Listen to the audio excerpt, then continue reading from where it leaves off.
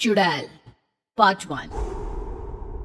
ऊंची ऊंची पहाड़ियों और घने जंगल से घिरा हुआ भैरवगढ़ गांव काली पहाड़ी के ठीक पीछे था। काली पहाड़ी यानी मौत का घर। भैरवगढ़ गांव तक पहुंचने का रास्ता बेहद दुर्गम था। लगभग 24 घंटे घने तूफान और तेज हवाओं की वजह से वहां के वीराने माहौल की कहानियां लोगों के दिलों को दहला देती थी। ऐसे बहुत कम लोग थे जो भैरवगढ़ गांव तक जाने की हिम्मत करते थे। लोगों का कहना था कि इस गांव के आसपास बुरी आत्माओं का साया मंडराता है। गांव के रहने वाले लोगों ने वैसे तो अपनी आंखों से किसी बुरी आत्मा या साये को नहीं देखा था, लेकिन गांव का बच्चा बच्चा इस बात को महसूस कर सकता था कि गांव के ऊपर कोई तो खौफनाक साया मंडरा रहा है। और उसकी वजह ये थी कि उस गांव में जैसे ही कोई लड़का 18 साल का होता, उसके 18वें जन्मदिन की रात ठीक 12 बजे अकस्मात उसकी मौत हो जाती। हर बार ये मौतें बड़े ही रहस्यमयी ढंग से होती और इस बार सरपंच सुमेर के बेटे को 18 साल होने में अब बस 15 दिन बाकी थे। अजी सुनते हैं, हमारा बेटा भी कुछ दिन बाद 18 साल का हो जाएगा। कहीं वो डायन उसे भी खा गई तो? कैसी बातें कर रही हो? जब वो इस गांव में ही नहीं है तो कोई भी डायन या बुरा साया उसका कैसे कुछ बिगाड़ सकता है? उसे कुछ नहीं होगा। हाँ जानती हूँ, आपने उसे पढ़ाई के बहाने इस गांव से बाहर निकाल शहर भेज दिया है, लेकिन ये भी तो सच है ना कि वो बार बार यहाँ आने की जिद करता रहता है। वो चाहे कितनी भी जिद कर ले जानकी, पर मैं उसे इस गांव में कभी वापस नहीं आने दूंगा। मैं नहीं चाहता कि गांव के दूसरे लड़कों की तरह मेरे बेटे की भी अजीबोगरीब ढंग से मौत हो जाए। कभी कभी तो लगता है कि हम सब गांव वालों को हिम्मत करके अपने गांव को इस बुरी आत्मा से छुड़वा लेना चाहिए। लेकिन कौन जानता है आखिर वो खतरनाक साया किसका है? वो काली आत्मा कौन है जो रातों रात हमारे गांव के लड़कों को निगल जाती है? सुमेर और जानकी जब ये सारी बातें कर रहे थे तब रात के लगभग 10 बज चुके थे और हर रात की तरह भैरवगढ़ गांव एक भयानक काले तूफान की आगोश में था। बाहर चल रही तेज हवाएं और बारिश के बीच कभी कभी ऐसा लगता जैसे कोई बुरी तरह से चीख रहा है। किसी के तड़पने और चीखने की आवाजें गांव के कानों में बार बार टकराती, पर वहां रहने वाले किसी भी औरत या आदमी के अंदर इतना साहस नहीं था कि वो अपने घर से बाहर कदम रख के उन आवाजों तक पहुंच सके। सो जाओ जानकी और घर के खिड़की दरवाजे कसकर बंद कर दो। अब जानकी सब खिड़कियां ठीक से बंद करने ही लगती है कि तभी उसे अपने घर के दरवाजे पर जोर जोर से खटखटाने की आवाजें सुनाई देती है।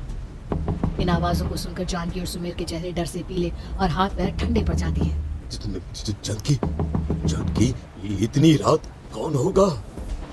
पता नहीं, ऐसा लग रहा है कोई बुरी तरह से दरवाजा खटखटा रहा है।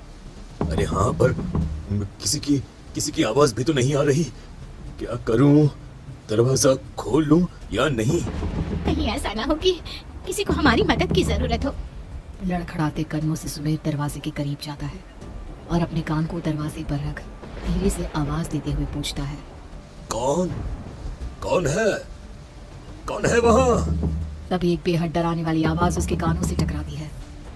दरवाजा खोलो, दरवाजा खोलो, वरना आज की रात इस गांव में कोई जिंदा नहीं बचेगा।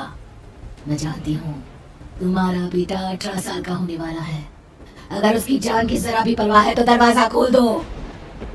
इस आवाज को सुनते ही सुमेर घबराकर पीछे हट जाता है और जानकी को पूरी बात बताता है। कहीं वो डायन हमारे घर तक तो नहीं पहुंच गई?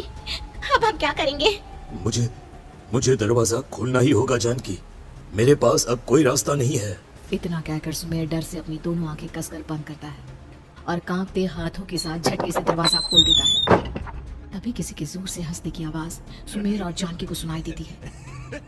उस आवाज को सुन दोनों दरवाजे की तरफ देखते हैं और सामने अपने बेटे राहुल को खड़ा देख दंग रह जाते हैं। राहुल के हाथ में उसका मोबाइल होता है जिसमें से वो आवाज बज रही थी। ये क्या मजाक है? और तू यहाँ, तुझे मना किया था ना गांव में आने को, समझ में नहीं आता क्या? 18 साल का होने वाला है तू। माँ, आप लोग भी पता नहीं किन अंधविश्वास भरी बातों पर भरोसा करते हैं। क्या मैं अपने घर नहीं आ सकता? आप लोगों से नहीं मिल सकता? देख बेटा, हमने तुझे किसी वजह से ही इस गांव से दूर रखा था और यहाँ आकर तूने अच्छा नहीं किया। चल, मैं तुझे अभी के अभी वापस शहर छोड़कर आता हूँ। ओफो पापा, आप बेकार की बातों से परेशान हो रहे हैं। बाहर इतना तेज अंधड़ तूफान चल रहा है, कहीं जाने की जरूरत नहीं है। मैं बस आप लोगों से मिलने आया हूँ, कुछ दिन रहकर चला जाऊंगा। दिमाग खराब हो गया है इस लड़के का, नहीं जानता कि इस गांव में ये सुरक्षित नहीं है। किसने कहा था तुझे यहाँ आने को?